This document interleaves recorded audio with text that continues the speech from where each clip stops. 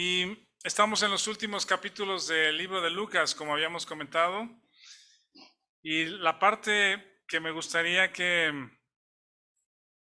pusiéramos especial atención, y pido que el Espíritu Santo nos enseñe, porque estas cosas no se pueden enseñar intelectualmente, pues de mente a mente.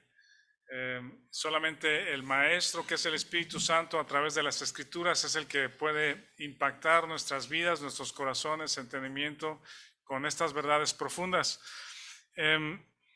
Estamos en Lucas capítulo 22. Antes de que lo busquen, quiero que veamos esta sección que nos toca, que es del 22 y parte del capítulo 23. Veamos esta sección que nos toca a la luz, digamos, a la lámpara, al alumbramiento que tiene, que nos da Filipenses 3:10. Este sí les pido que lo busquemos, lo subrayen en sus Biblias, y a la luz de este versículo que nos enseña Pablo, una verdad profunda, fundamental para la vida cristiana, alumbrados por Filipenses 3:10, nos vamos a meter a Lucas 22. Yo creo que lo podemos leer todos juntos, Filipenses 3:10. Filipenses 3. Vamos a leer desde el 8, yo creo. Filipenses 3, 8, 9 y 10. ¿Ya lo tienen? Dice, y ciertamente aún estimo todas las cosas como pérdida por la excelencia del conocimiento de Cristo Jesús, mi Señor, por amor del cual lo he perdido todo y lo tengo por basura para ganar a Cristo y ser hallado en él, no teniendo mi propia justicia, que es por la ley, sino la que es por la fe de Cristo, la justicia que es de Dios por la fe, a fin de conocerle y el poder de su resurrección y la participación de sus padecimientos, llegando a ser semejante a él en su muerte. Pablo, me llama la atención que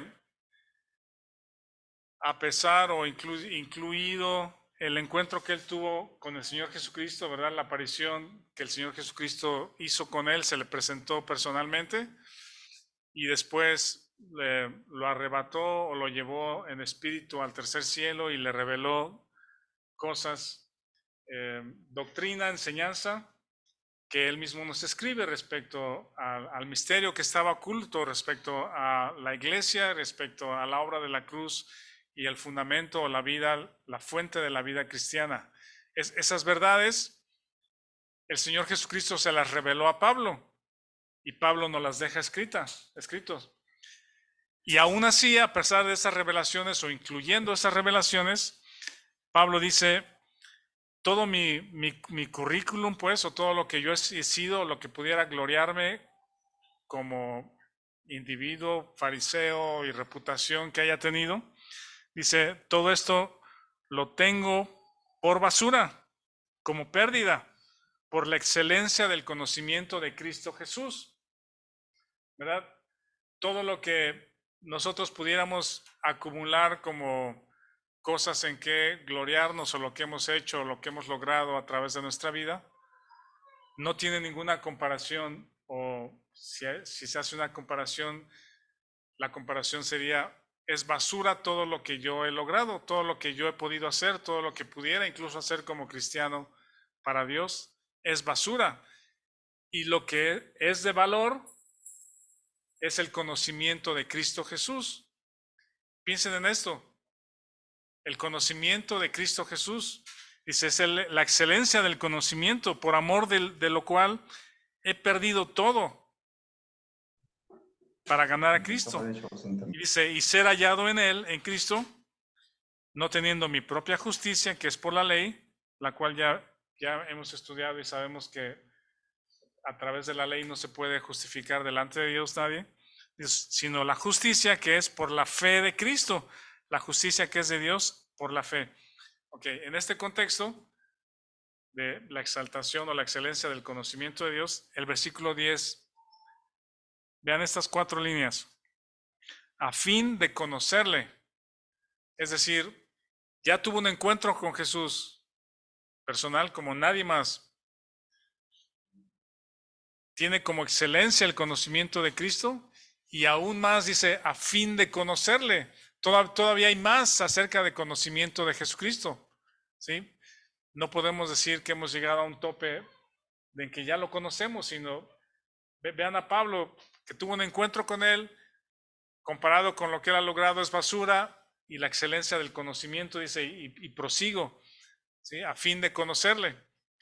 Y luego dice, y el poder de su resurrección, el poder de su resurrección.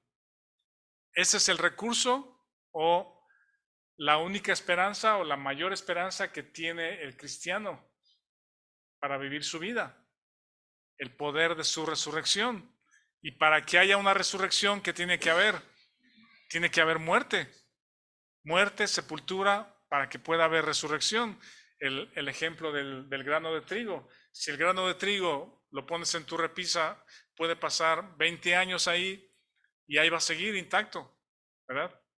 Sin fruto, sin multiplicarse. Pero si ese mismo grano de trigo lo entierras y en la tierra se pudre con la humedad, con los minerales o la riqueza de la tierra, el sol, y entonces una vez muerto empieza a dar fruto. Ese es el poder de la resurrección, ¿sí? Piensen en esto. Pablo dice, a fin de conocerle y el poder de su resurrección, o conocer el poder de su resurrección. Ahora seguimos en la tercera línea de 3:10. La participación de sus padecimientos. En este libro de Lucas, que vamos a ver enseguida, la sección que nos toca, justamente habla de eso, de sus padecimientos. Y eso ahorita lo vamos a ver. La participación de sus padecimientos. Esa palabra participación es la palabra que también se traduce en otros textos como comunión. Es la palabra koinonía. Y es algo que no nos atrae mucho. ¿Sí? Queremos participar de su victoria, de su gloria, del cielo, de las bendiciones, pero poco pensamos en la participación de sus padecimientos, ¿verdad? Pero es parte de lo que incluye la vida cristiana. Ahorita voy a tratar de explicarlo o profundizar en esto. La participación o la koinonía con sus padecimientos, llegando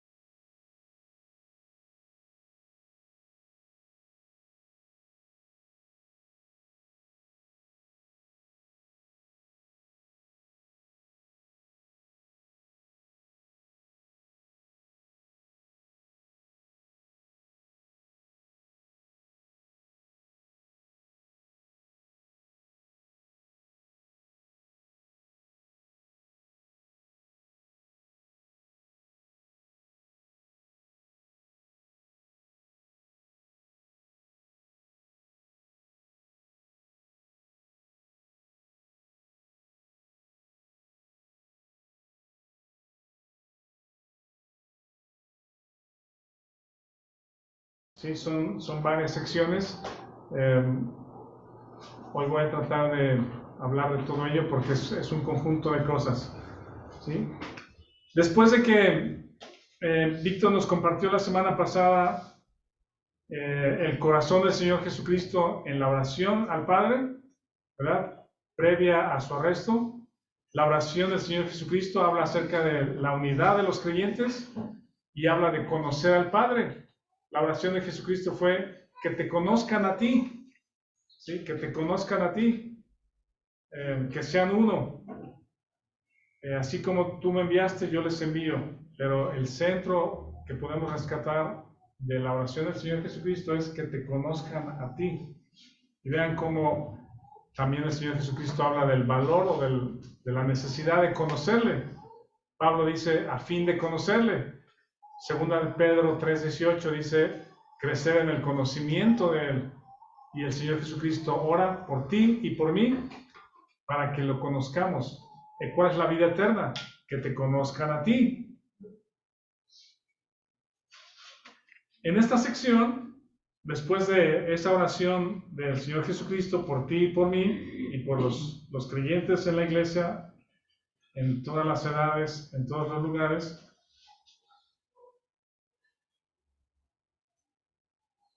vienen 8 manifestaciones o 8 eventos o situaciones del poder de las tinieblas. ¿Sí? El Señor Jesucristo es el creador de todas las cosas. Y esa propiedad o autoridad del Señor Jesucristo por ser el creador de todas las cosas fue usurpada por Satanás. ¿Sí? Satanás sometió al ser humano bajo pecado y bajo muerte. Salmos dice que de Jehová es la tierra y su plenitud. Sí, es de él. Pero el príncipe o el principal que opera en el corazón de los individuos es el poder de las tinieblas. ¿Sí? Eso es lo que tenemos cuando nacemos a la familia de Adán. En el corazón del ser humano, al nacer a la familia de Adán, estamos bajo el reino y el poder de las tinieblas, ¿verdad? Y entonces, de eso se trata el rescate del Señor Jesucristo. Dar vista a los ciegos, libertad a los cautivos, no de los romanos, sino del poder del pecado y de la muerte, y de la muerte eterna, separación de Dios. Y entonces, cuando Jesucristo se presenta, naciendo, como ya estudiamos en Lucas, como un pequeño bebé frágil, dependiente, ¿verdad? Pero es el Hijo de Dios que viene a reinar. Es como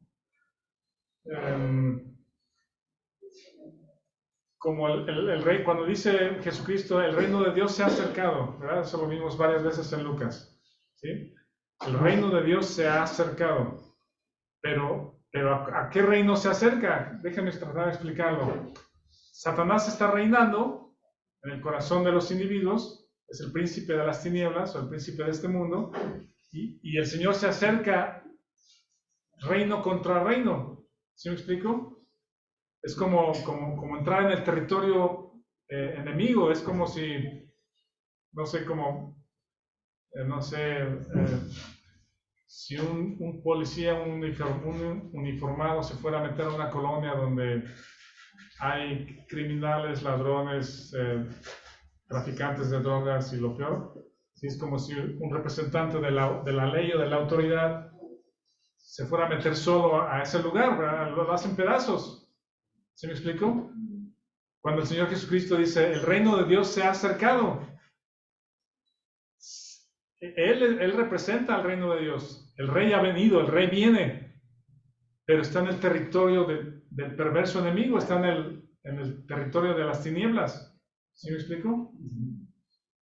Entonces cuando se levanta el Señor de orar, se levanta de orar, voy a leer estos versículos un poco seguido, pero vean del 47, 22, 47 al 53. Vean qué interesante esto. Mientras él aún hablaba, ¿sí? Cuando habló con sus discípulos de que estaban dormidos, se presentó una turba y el que se llamaba Judas, uno de los 12, iba al frente de ellos, se acercó hasta Jesús para besarle. Entonces Jesús le dijo, Judas, ¿con un beso entregas al Hijo del Hombre? Viendo los que estaban con él lo que había de acontecer, le dijeron, Señor, ¿herimos a espada? ¿Verdad? O sacamos la espada y aquí nos peleamos. Y uno de ellos, hirió a un siervo del sumo sacerdote y cortó la oreja derecha. Lucas tuvo la prudencia de no mencionar que era Pedro, pero Juan dice, y Pedro sacó la espada. El 51 dice, entonces respondiendo Jesús dijo, basta ya, dejad. Tocando su oreja le sanó. Y Jesús dijo a los principales sacerdotes y a los jefes de la guardia del templo y a los ancianos que habían venido contra él, como contra un ladrón habéis salido con espadas y palos. Habiendo estado con vosotros cada día en el templo, no extendisteis las manos contra mí, mas esta es vuestra hora y la potestad de las tinieblas. Esta declaración es como bajar los brazos, en un sentido, digo, y estar a merced de ellos, a merced de los enemigos. Háganme lo que quieran, aquí estoy, es vuestra hora, es tu momento, me entrego. Ajá. ¿Se acuerdan que anteriormente hemos leído que querían despeñarlo, querían arrojarlo por una montaña o un despeñadero y no pudieron, que no era su hora y pasó entre ellos de regreso? Satanás lo tentó y no pudo y salió fortalecido. Y todas las ocasiones que la gente quería matarlo o agarrarlo, no era su tiempo, pero ahora es bajar los brazos, decir, ahora estoy a merced de la potestad de las tinieblas. Y esa es la ilustración, digamos, bajar los brazos y a partir de ese momento es como si soltaran al león rugiente, al perverso que siempre quiso desde el principio buscar quién era el Mesías, desde Juan, Génesis 3:15, cuando es la profecía de un Mesías o el anunciamiento de un Mesías, es como un acertijo, ¿se acuerdan?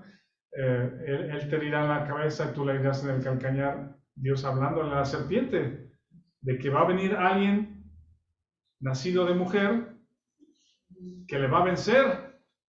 Y Satanás en su cabeza, ¿quién es? ¿Quién es?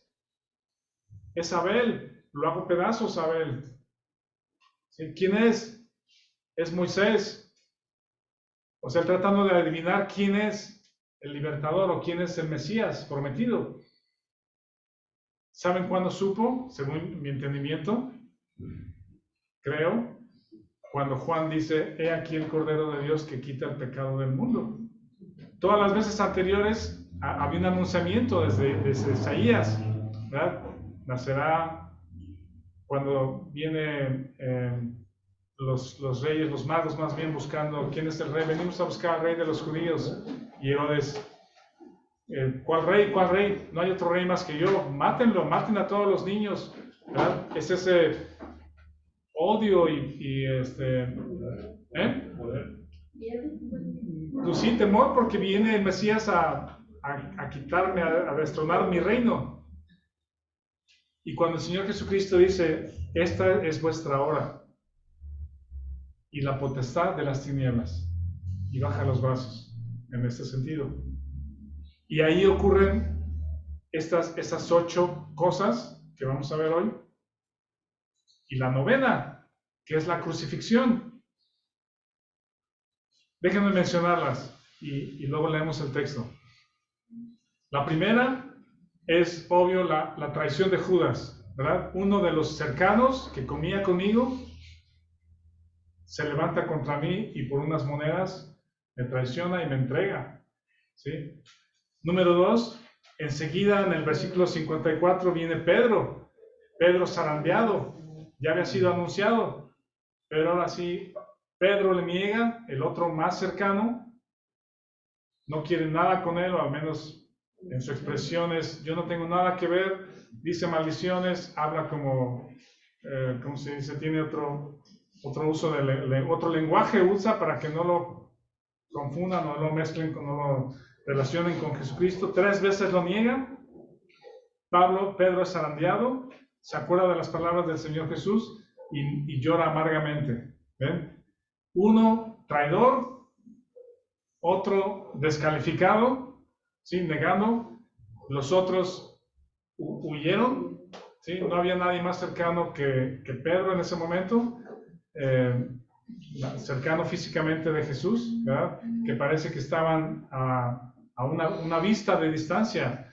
Dice que cuando cantó el gallo, el Señor lo miró. Entonces, de alguna manera, en el patio donde estaban y Jesús en el patio del sumo sacerdote tenían contacto visual de alguna manera. Y la vista, la mirada del Señor Jesucristo que Él le habrá transmitido a Pedro, pues, ¿sí? Odio, decir, ya ves, pero acusándolo, o creen que en esa mirada del Señor Jesús haya habido misericordia y perdón, ¿sí? Misericordia. Jesús había dicho, Pedro, yo voy a orar por ti para que tu fe no falte, ¿eh? Yo te estoy cuidando las espaldas, no estás solo. Y en esa zarandeada, Satanás hace de las suyas, y sin que Pedro lo sepa o lo venga a venir, ¿verdad? No lo ve venir y ya está negando al Señor 3 veces, canta el gallo y está allá amargamente llorando. Y luego la tercera cosa, vean el versículo 63, 64 y 65. Si quieren más detalles de esto, pueden ver los evangelios paralelos, digamos, o el versículo paralelo al respecto. Pero el 63 dice, y los hombres que custodiaban a Jesús se burlaban de él, le golpeaban, vendándole los ojos, le golpeaban el rostro y le preguntaban diciendo, profetiza, ¿quién es el que te golpeó? Y decían otras muchas cosas injuriándose. El otro texto similar dice que le escupieron. Y esta se me hace una humillación tremenda, pues. O sea, si hubieran sabido quién es esa persona, quién es esa persona que está enfrente de ellos y a qué viene. Esa es la tercera cosa, el arresto o la traición de Judas, la negación de Pedro, la burla de los custodios. ¿Sí? No sé si alguien se ha burlado de ti en algún momento, en la primaria, secundaria, en el trabajo, en la calle, cuando un jefe te humilla delante de los demás, o cuando, no sé, tus compañeros de escuela te golpean. ¿Alguien te ha escupido en la cara delante de otros? Burlándose de ti, de cómo te vistes, de cómo hablas, de lo que tienes o de lo que no tienes. Realmente es una vida fuerte en el corazón, ¿no? Cuando alguien se burla de ti delante de otros. Y el Señor Jesucristo dice, no respondió nada. Aguantó esa burla. ¿Sí? ¿Quién está detrás de todas estas cosas, de estos eventos, estos 8 eventos y el 9º? Es Satanás. Es el príncipe de las tinieblas. ¿Sí? Está en acción la potestad de las tinieblas a todo lo que da. ¿Sí? ¿Cuántas veces no habrá querido Satanás hacer esto con Dios? ¿Verdad? Aborrecer a Dios y lo que Él hace y burlarse de Él. Pues aquí lo está haciendo.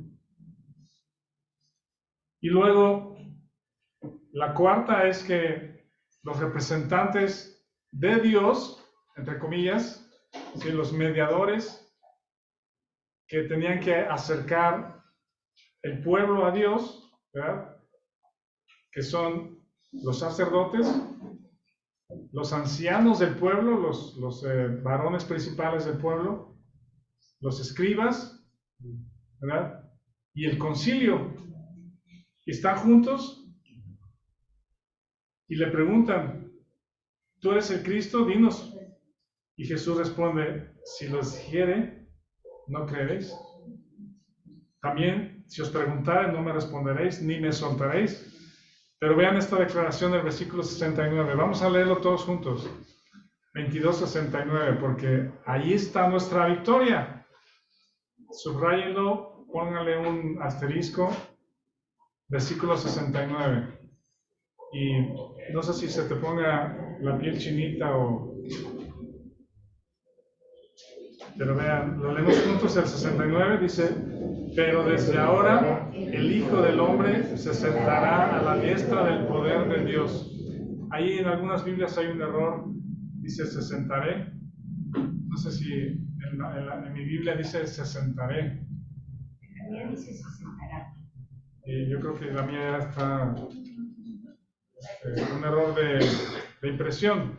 Pero lo correcto sí es se sentará a la diestra del poder de Dios. Esto es muy sobresaliente, porque después, a la luz de Filipenses 3:10, dice la participación de sus padecimientos y el poder de su resurrección. Este versículo 69 habla del Señor Jesucristo resucitado y sentado a la diestra del Padre. ¿Sí? Y ya lo está anunciando. Dice, desde ahora. No era justamente en ese momento. ¿Sí? Faltaba un capítulo, unas horas más para su muerte y su sepultura y luego su resurrección, pero era un hecho, ya es el evento de su muerte. ¿Sí me explico? Ya es el momento. Ya iba a suceder, nada lo podía detener, ya estaba escrito. El Hijo del Hombre se sentará a la diestra del poder de Dios. Y luego, número 1, la traición de Judas.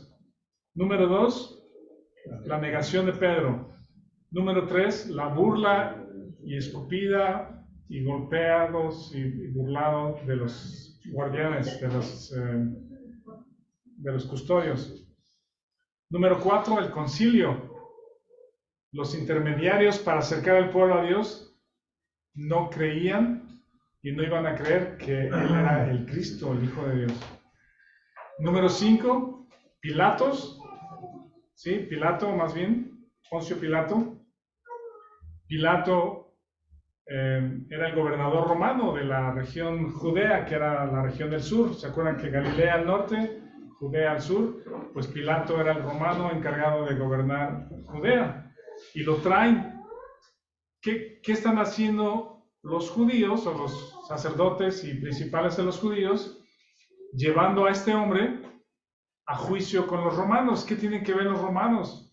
Y Pilato, con buena razón, escucha las acusaciones, ¿verdad?, de los judíos o de los principales, y él dice, no encuentro nada, o sea, no es un criminal. No sé si habrá pensado, y lo mismo que le pasó a Pablo, cuando a Pablo lo llevaron ante el rey Agripa y otros, pues tal vez esté loco, las muchas otras se han vuelto loco, pero no es un criminal, no vio ningún crimen. Sí, a lo mejor son cosas de su ley y de sus cosas de los judíos, pero no lo veo con responsabilidad criminal como para sentenciarlo a muerte. ¿Sí me explico? Eso fue lo que Pilatos les dice.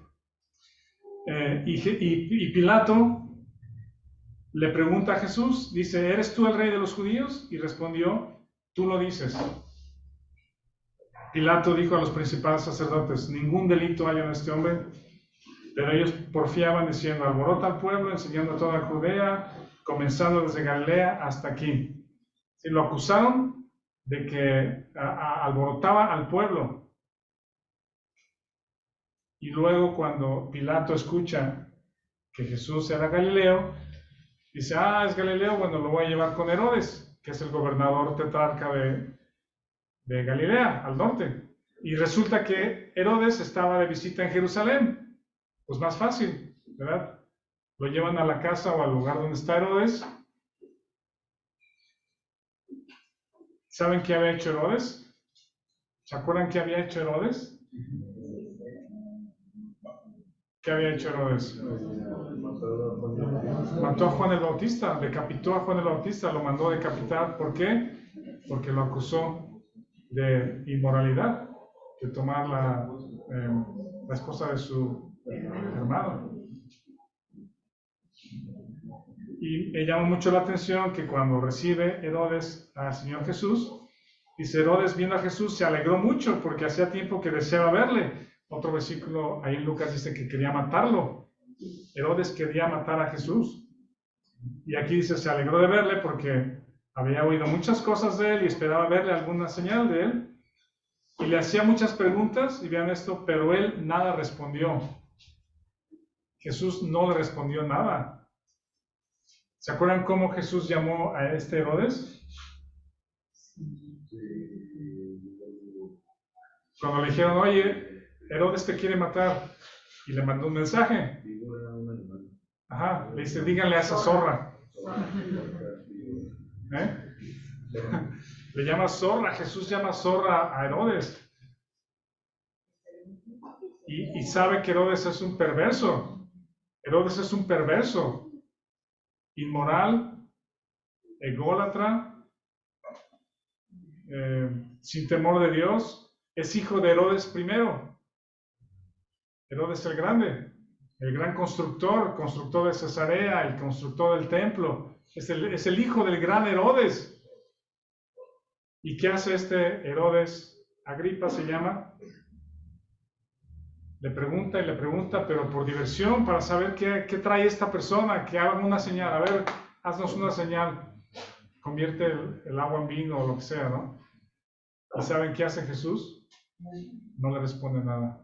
A Pilato le contesta, a los sacerdotes le contesta, a Herodes no le contesta ni una palabra. Él sabe quién está detrás de esa potestad de las tinieblas. No tiene nada que cruzar palabra con Herodes. Y los principales sacerdotes le acusaban vehementemente. Entonces Herodes con sus soldados le menospreció, le escarneció y le vistió de una ropa espléndida. ¿Sí? ¿Qué? ¿No me contestas a mí, tu rey de los judíos? Y le pone una ropa espléndida y se burla, le escarnece. Y resulta que en medio de esa potestad de las tinieblas, Pilato y Herodes estaban enemistados por la búsqueda del poder. Y resulta que ahora se hacen amigos. Dice el versículo 12 dice, y se hicieron amigos Pilato y Herodes aquel día, porque antes que estaban enemistados entre sí.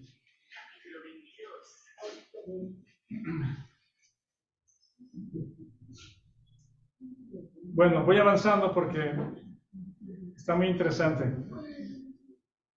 Y lo regresan con Pilato. ¿Sí? Entonces, versículo 13, Pilato convocando a los principales sacerdotes y a los gobernantes y al pueblo, viva la democracia, me habéis presentado a este como un hombre que perturba al pueblo, pero habiéndolo entregado yo delante de vosotros, no he hallado de este hombre delito alguno de aquellos de que lo acusáis, ni aun Herodes, versículo 15, porque le remití a él, y aquí nada digno de muerte ha hecho, le soltaré pues, después de castigarle. 3 veces en esta sección, Pilato dice, le voy a soltar porque no encuentro nada. Y ellos, acusándolo vehementemente, dice, este había sido echado a la cárcel, le dijeron, suéltanos a Barrabás. ¿Ven esa, cómo se dice, cómo le podemos llamar esa aberración de justicia? ¿Qué están pidiendo los judíos? ¿Sí? Soltar a un homicida y a un rebelde, que él sí había alborotado y quería derrocar a Roma, y ahora lo tenían preso. Y le dicen, suéltanos a Barrabás, pero crucifica a Jesús. ¿Ven cómo esta potestad de las tinieblas está a todo lo que da, y Satanás detrás de todo este evento para finalmente descargar su odio, hacer su odio en este Jesús, el Mesías, el Hijo de Dios? Lo quiere destruir, al grado que 2 perversos hombres se hacen amigos por causa de Jesús. Los judíos pidiendo a un rebelde y homicida que esté libre. ¿Qué tipo de justicia es esa? Vean el versículo 24. Entonces Pilato sentenció que se hiciese lo que ellos pedían. Fiesta en el reino de las tinieblas. y le soltó a aquel que había sido echado a la cárcel, 25, por sedición y homicidio, a quien había pedido, y entregó a Jesús a la voluntad de ellos. Esto es muy triste porque, o sea, es triste porque es el camino a la cruz, y aquí es donde la enseñanza de Pablo alumbra como una lámpara potente, poderosa para el corazón del cristiano. ¿Sí? Repito esto. La enseñanza y la doctrina de Pablo al respecto de esto, en Filipenses 3:10, alumbra nuestro corazón, alumbra nuestro camino como creyentes. Porque dice, la participación de sus padecimientos. Él quiere que tú participes en estos padecimientos. ¿Pero cómo? O sea, ¿cómo? ¿Cómo me van a azotar por ser cristiano? A algunos les ha pasado, a algunos sí les sucede. Hay reportes de algunos cristianos en Kenia, en China, en otros lugares donde son perseguidos por los árabes y les queman las iglesias, les queman las casas. Los musulmanes, sí, no los árabes, sino los extremistas musulmanes, sí, perdón. Pero no se refiere a eso necesariamente, pues pudiera suceder que los creyentes fuéramos perseguidos por nuestra fe. Pero lo que dice Pablo es más profundo, es el camino a la cruz. En el camino a la cruz hay sufrimiento, ¿sí? Es un bajar los brazos e ir a la cruz. Y a esa coinonía, a esa participación, es que Pablo dice que estamos invitados a participar.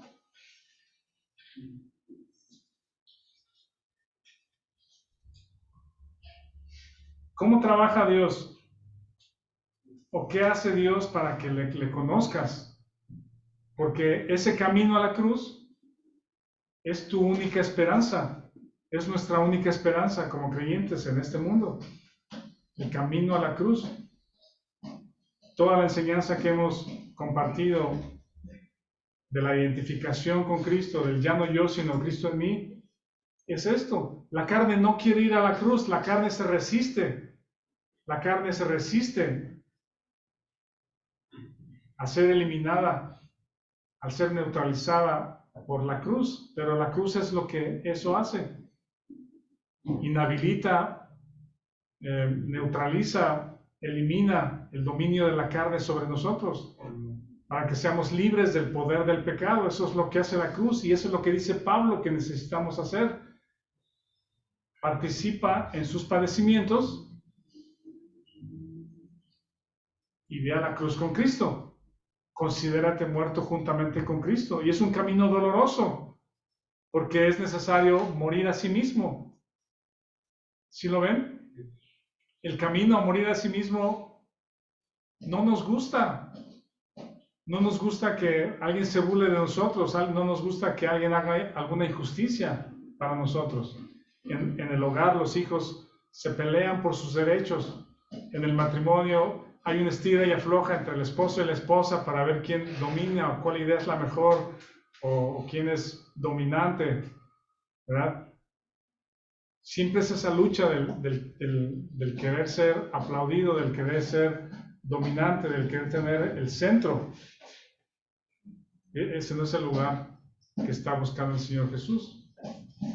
Es bajar los brazos, caminar a la cruz. Lo que leímos en Lucas 9 es su rostro estaba afirmado para Jerusalén. Es este momento el que está afirmado en el rostro del Señor Jesucristo, la cruz.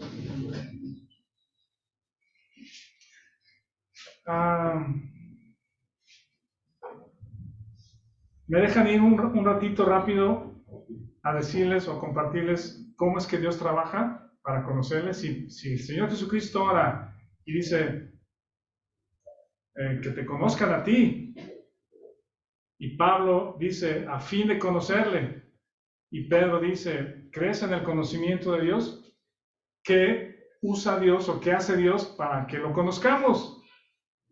Usa las necesidades, usa las pruebas, usa las dificultades, porque en esas dificultades y pruebas, Él se vuelve nuestra única esperanza. Él es nuestra roca, nuestro alimento, nuestra agua.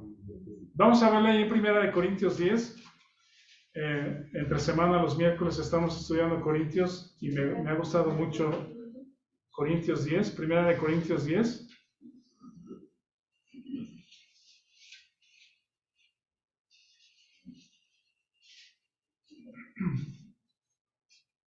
Y en la semana, el miércoles pasado, nos fuimos incluso a Éxodo para ver los eventos que aquí menciona. Hay algo de arqueología y de fotografías que tenemos también bien interesante que les puedo compartir respecto a la arqueología de los lugares, pero quiero centrarme en la parte doctrinal. Vean 1 Corintios 10. Voy a leer, bueno, algún joven que quiera leer del 1 al 5, 1 Corintios 10, del 1 al 5. Algún joven o una joven que lo lea para todos, por favor.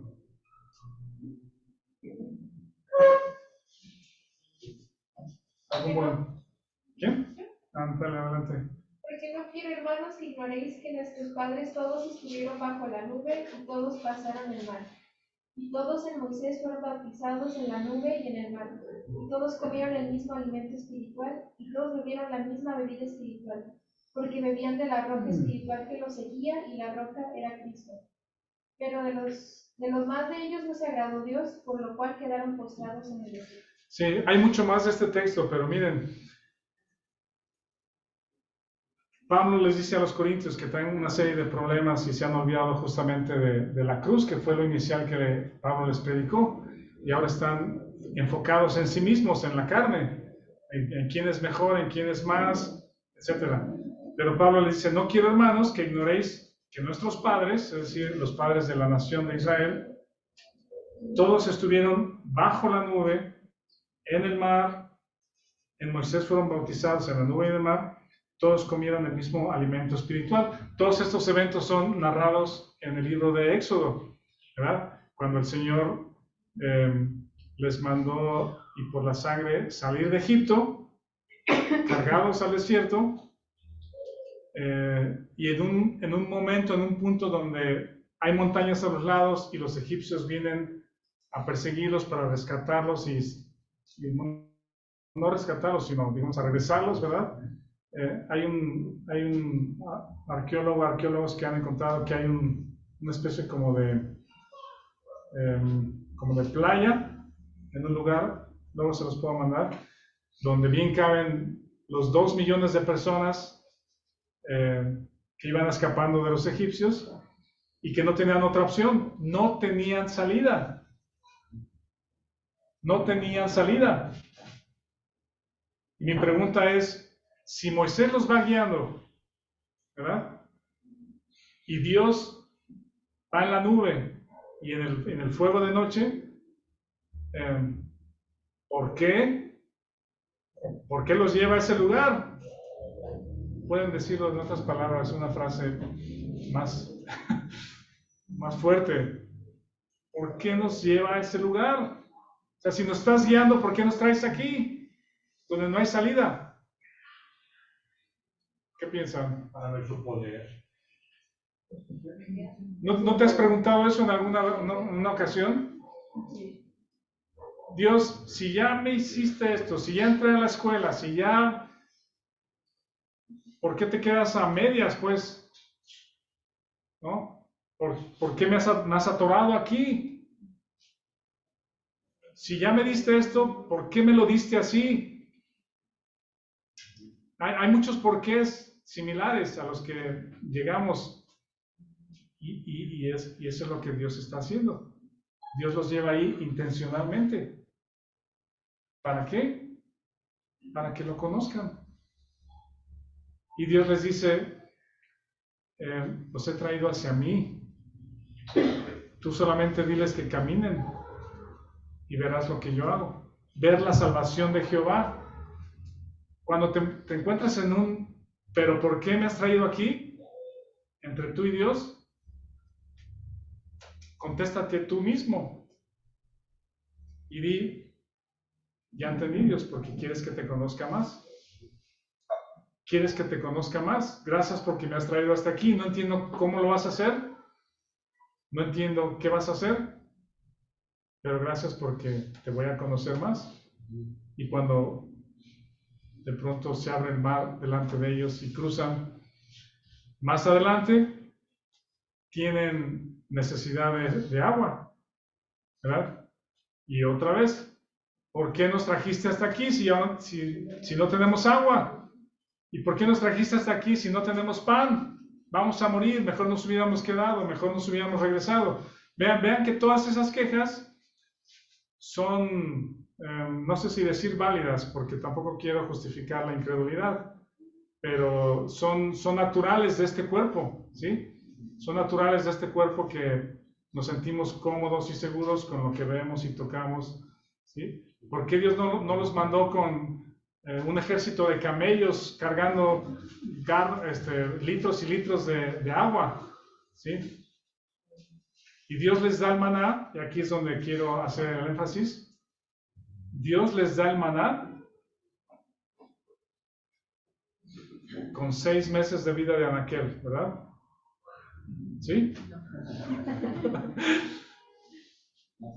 Más o menos. O sea, Dios, nos das de comer y se echa a perder mañana. ¿Por qué hace eso Dios? ¿Por qué hace eso Dios? Para depender de Él. Porque en el momento que Dios te da maná para 6 meses, te olvidas de Él, caminas en tus propias fuerzas. Y Dios les dice, coman lo de hoy. Si comen mucho, si tienen mucha hambre, coman mucho. Pero no guarden para mañana, porque mañana les voy a volver a dar. Y ahí está la prueba de la fe, ¿verdad? Y al día siguiente, quien guardó, empezó a echarse a perder, creó gusanos, apestaba, y solo, como Víctor también recordó, en el sábado duraba 2 días. No sé cómo puede suceder eso, que un elemento que naturalmente se echa a perder al día siguiente, 24 horas o no sé cuánto tenga, el día sábado dura el doble. Traía conservadores. Algo pescó en el aire que le hizo. Ahora, vean esto, aquí es donde quiero hacer el foco. En el versículo 3 dice, y todos comieron el mismo alimento espiritual y todos bebieron la misma bebida espiritual. A ver, ya me perdí, Pablo. ¿Lo que comieron y bebieron era físico o solo era como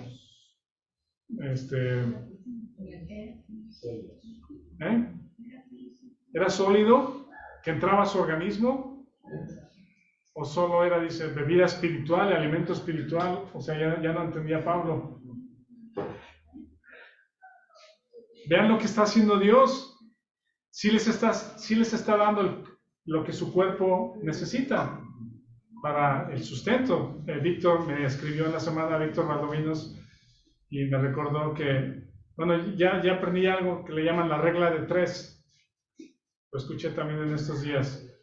El ser humano no puede estar más de 3 minutos bajo el agua. Quizá algunos sí, pero en promedio, digamos, o sin oxígeno, o sí bajo el agua, 3 minutos. No puede estar más de 3 días sin agua. Ajá. Y no puede estar de más de 3 semanas sin alimento. ¿Sí? Les digo, en promedio puedes subir y bajar, pero le llaman los rescatistas la regla de 3, 3 y 3. Con toda razón, los israelitas no tienen agua y le dicen a Moisés, no tenemos agua, nos trajiste a morir. ¿Cómo es que Dios les alimenta espiritualmente? ¿Cómo es que Dios les da a beber agua espiritual? A ver si me doy a entender y justamente le pido a Dios que Él nos enseñe esto, porque en medio de esa necesidad, el Señor está alimentando su fe. Ese es el alimento espiritual. ¿Sí? Él está alimentando tu fe. ¿Y dónde está el alimento? ¿O dónde está la fuente? En Jesucristo. Dice, la roca era Cristo. Moisés golpeó la roca justamente representando la crucifixión del Señor Jesucristo. Golpea la roca y aparentemente también era una roca enorme, que hay algunas fotografías de que algunos arqueólogos parece que la han encontrado ahí en Horeb. Y ríos de agua vinieron a refrescar la sed de los israelitas. Pero lo que Dios está haciendo es una bebida espiritual. Si te estoy dando el agua física, tu cuerpo necesita, pero ve lo que te estoy dando del conocimiento de Dios.